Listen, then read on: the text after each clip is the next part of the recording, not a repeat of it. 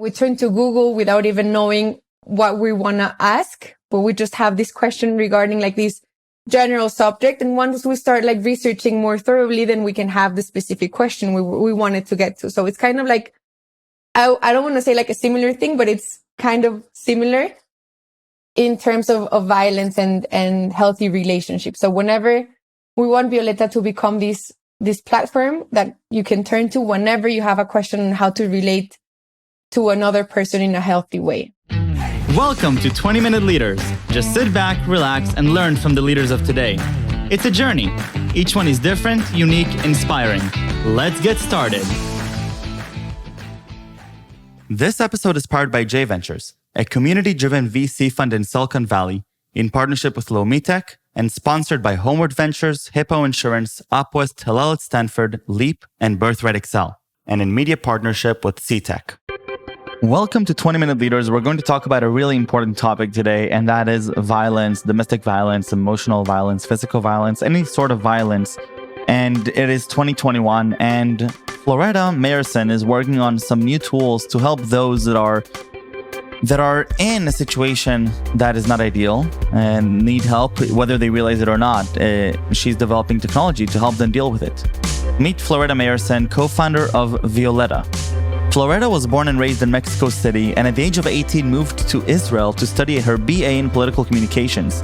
She's always aligned by the 2030 Agenda, SDGs, and has participated in many projects and initiatives with a social and environmental perspective, such as MESS, Movement for Sexual Equity and Safety, YK Center, an incubator and accelerator of the SDGs, and have volunteered for CADENA, Natural Disaster Assistance Committee, and a girls' orphanage since 2012. Floretta Mayerson, welcome to 20-Minute Leaders. How are you? Hi, Michael. Thank you for having me here. I'm really excited to be here chatting with you today. Thank you very, very much. I'm really excited to have you here all the way from Mexico, right? Yeah, I'm in Mexico City right now. Mexico City, great. And we're going to be talking about some difficult subjects, but extremely important ones. And your startup, Violeta, which you co-founded, it's tackling a really crucial problem. And I'm always inspired by entrepreneurs that are tackling these types of problems and deeply curious about the journey and about what are you learning about how to effectively tackle them. And I wish there were more people like you that are spending their time and energy and expertise tackling them. And so I'm really excited to be inspired in these 20 minutes.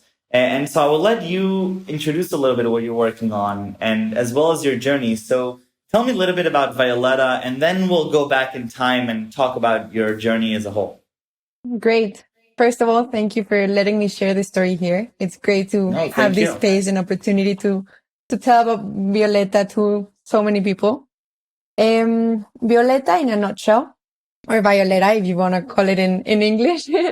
It's a digital platform that provides a safe space for anyone who's struggling with any situation regarding violence.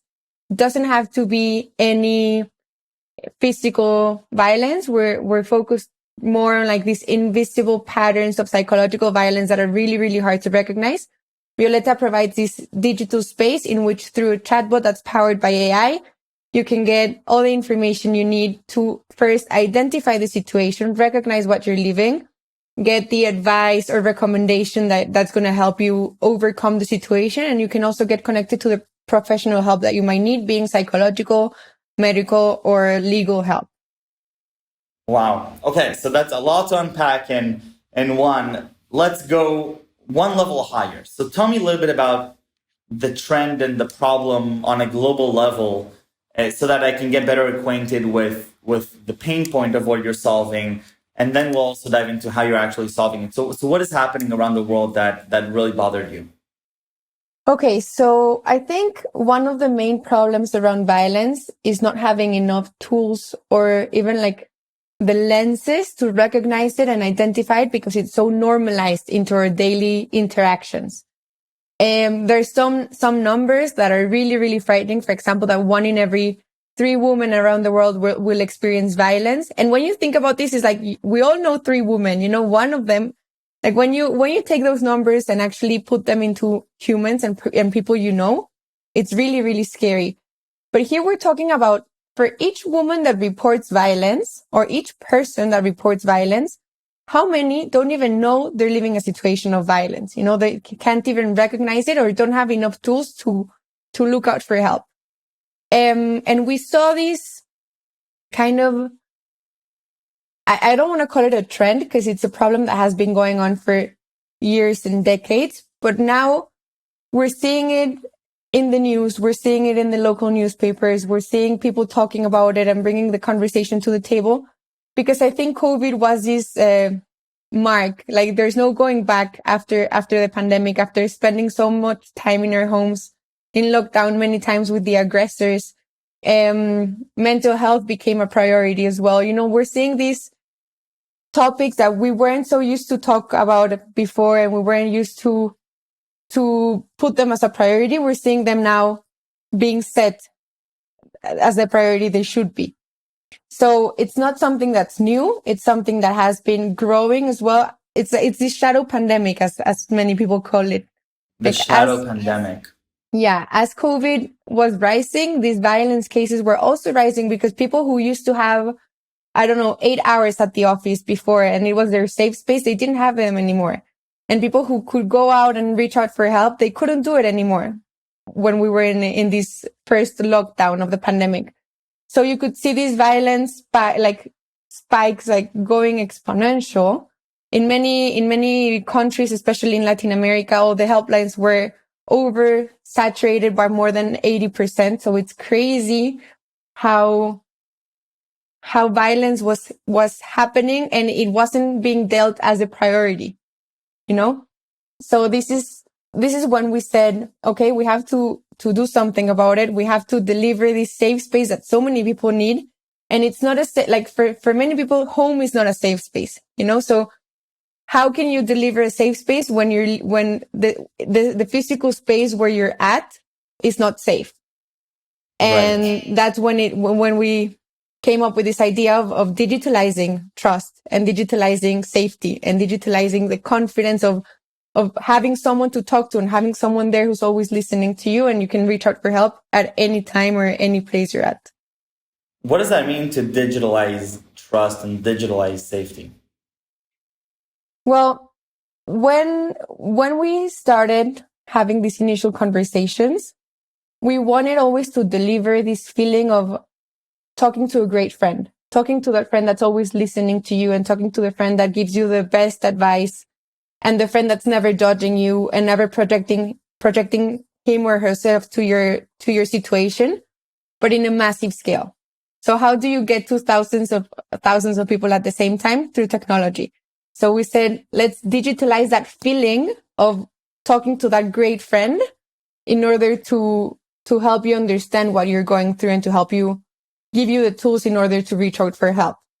So that's basically what we're trying to do all the time. Like, if you talk to Violetta, even though it's a chatbot, you'll never feel that it's this, airline service chatbot. You know, it's this very empathic conversation that talks to you, like, first in the pronouns that you identify yourself with, the way you want to be called. It asks you that way.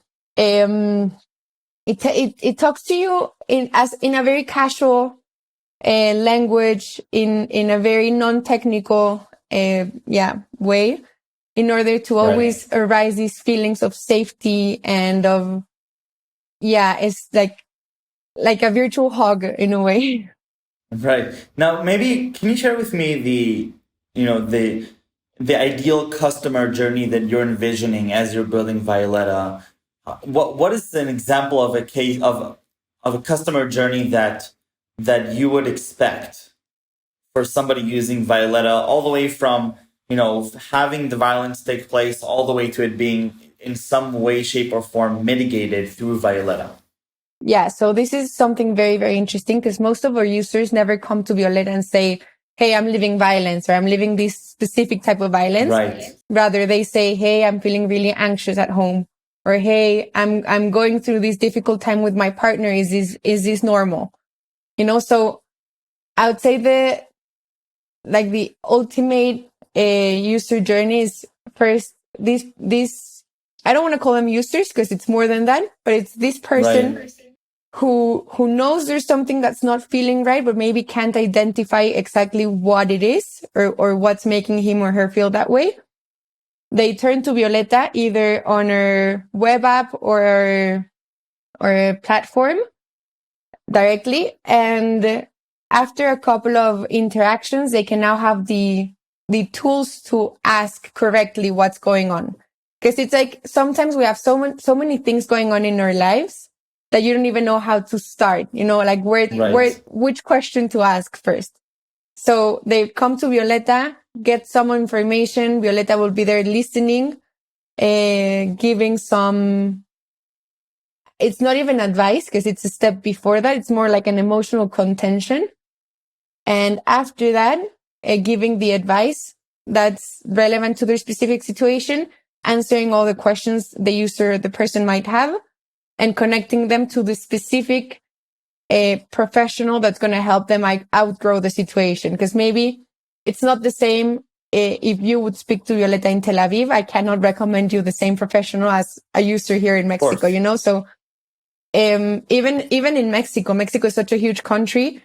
A person living in the city might not need the same, help that a person living in the suburbs or in a rural community 3 hours away from the nearest, police station.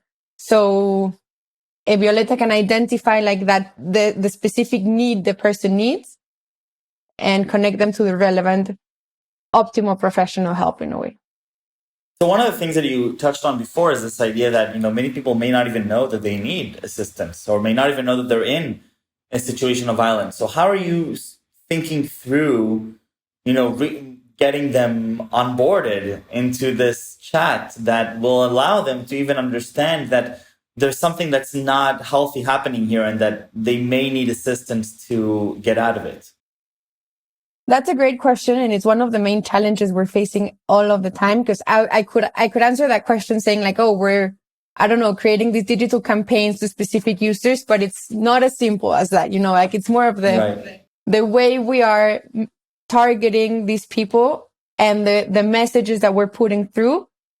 And at the end of the day, we want Violeta to be this go-to tool whenever you have a question regarding your relationships. Sometimes we turn to Google without even knowing what we want to ask, but we just have this question regarding like this general subject. And once we start like researching more thoroughly, then we can have the specific question we wanted to get to. So it's kind of like, I don't want to say like a similar thing, but it's kind of similar in terms of violence and healthy relationships. So whenever we want Violeta to become this platform that you can turn to whenever you have a question on how to relate to another person in a healthy way. Right. Tell me a little bit about, the scale at which we're operating right now, and, a little bit about the numbers of Violeta and what you've learned that maybe you didn't know before you started this. So you had some hypotheses, and now that you've been live, what have you learned about this problem that you're tackling?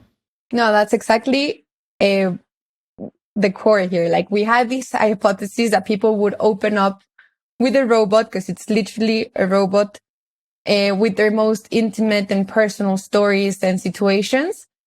And I remember in the beginning when we were testing it and we were like prototyping it, people would tell us like, no one's going to turn to a robot. Like we want this human connection. And it turned out not to be so true, because many people are looking for a space where they can feel they're not being judged. And always this human contact has this bias of the person who's listening, Sure. And this is very, very unbiased. So we launched Violeta, the first MVP, because we've been operating with an MVP for the last 11 months, last November, to prove this hypothesis, to prove that people would open up to this digital safe space. And up until now, we've had more than 20,000 unique users talking to Violeta about many different subjects. 20,000. 20,000 and more than 9,000 people redirected to the professional help they needed. So it's this bittersweet feeling, because these are great numbers that prove that people are actually feeling safe and confident with Violeta. But at the same time, this shows the magnitude of the problem as well. So yeah, and many people have told us like, I wish I had Violeta a couple of years ago. It would have changed the situation. My story would have been completely different. So these comments kind of like prove our main goal, but at the same time, they show how big and how deep the problem is. Sure. Take me back a little bit to your journey, and what were you doing before Violeta, and what led you to know that this is a company that you want to start and build? So throughout my entire life, without actually like putting it in a conscious way, I've always worked on projects related to the 2030 agenda. Since I was a child, like since I was volunteering in school, I grew up, well, Mexico City is a huge city, and we have huge problems and huge opportunities as well, right? So, Right. I've always been this person who's really aware of my surrounding and of the areas of opportunity that come with this kind of awareness, no, the responsibility that comes with this. So I've volunteered with different organizations in the city that range from like environmental organizations to this girl orphanage house that I still work with, this committee for natural disasters. So these like various projects that align to kind of this 2030 agenda. And then I worked more properly in an accelerator for the SDGs in Israel, actually. And yeah, and then it was when I came back to Mexico after studying abroad. I studied in Israel and then I finished my degree in New York, that many problems became really, really apparent. It's like this shock therapy, like when you realize, Sure.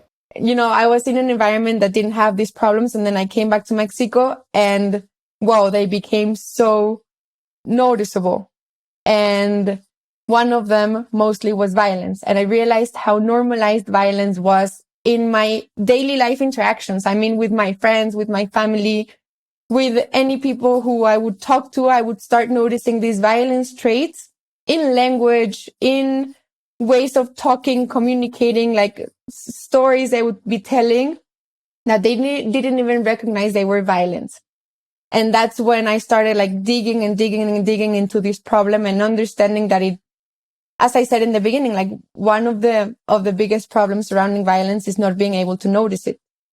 And Sure. as a woman in Mexico, I realized that I've been exposed to many violent situations many times in my life, and I didn't have enough tools to identify them. So I wanted to give this space and these tools to people for them to start building healthier relationships, starting from the core, starting from their families, from their relationships. Because how can we think of a country that's safe where the first social fabric, which is family, is not safe, 100%. 100%. And the founding of Violeta, so you're saying, okay, this is a problem that I want to solve. What do you do then? How do you go about going from, 0 to 1, from knowing that this is a problem that you want to tackle to actually building out a strategy plan to tackle it? Okay, so it started in a very funny way. I started going to schools, high schools, middle schools and high schools with a basket and Post-its.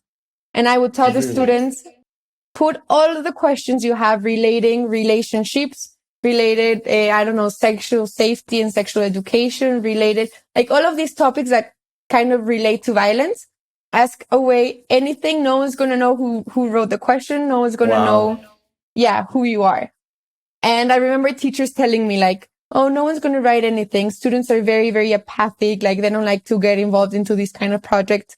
And I would come back for my basket and the basket would be full of questions.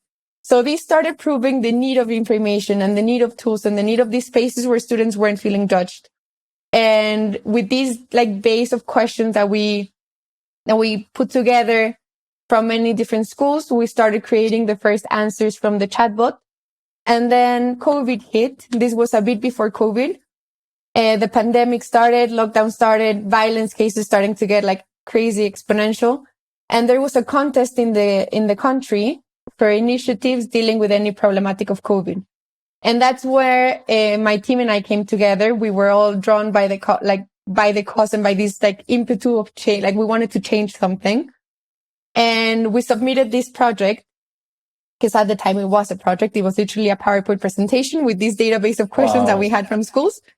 And I remember people from the contest telling us like, yeah, but this is not solving like the core problem of pandemic. Like it's not talking about, I don't know, medicine or food supply or, you know, jobs, but it was talking about a problem that no one else was talking about. So we got to the final of the project, like the finale, and then we got to connect it to another project, which was a contest in China from Alibaba, the company. And it was crazy because we were the only project from Latin America founded by women talking about a social issue and that wasn't focused merely on, like, on profit. So, and we got to the global top 10 of the competition. So this was like our biggest validation, you know, we kept like breaking these boundaries of people telling us like, no, this is not needed, or this is not going to work, or how are you going to make money? And it has been like kind of rolling by its own because there's a huge necessity. I remember once a mentor told us like, there are many problems out in the world. Don't invent one because you want to create something, you know, like choose a problem that already exists and tackle it deeply. So I think that's kind of what we're doing right now. I love it. And Floretta, obviously, you know, the inspiration that you have going into this is just exudes and resonates throughout this whole talk. But what are a few words that you would use to describe yourself? If I were to ask you or anybody that works with you, what are a few words that represent Floretta? I love this question because when we hear it, like the first thing that comes to mind are like these external factors, you know, external descriptions. But if I like slowly think about it, I'd say throughout my life, what like has characterized me is this awareness. I'm very awake and aware of my environment. I'm very conscious. And I think this consciousness comes with responsibility. So I'm very responsible as well. Wow. Floretta, thank you very, very much, both for this 20-minute talk, but more broadly for the work that you're doing and for the amazing impact that you're having. I get inspired by people like you and people that are tackling these types of problems. And I can't wait to follow the journey and to see what happens and how it grows and how it continues making an impact. And I can't believe you've already impacted more than 20,000 people through this. It's pretty remarkable. And so thank you very, very much. Stay safe and stay healthy, and best of luck with Violetta and with everything else that you're going to be doing afterwards. Thank you, Michael. Thank you for having me here. It was really great.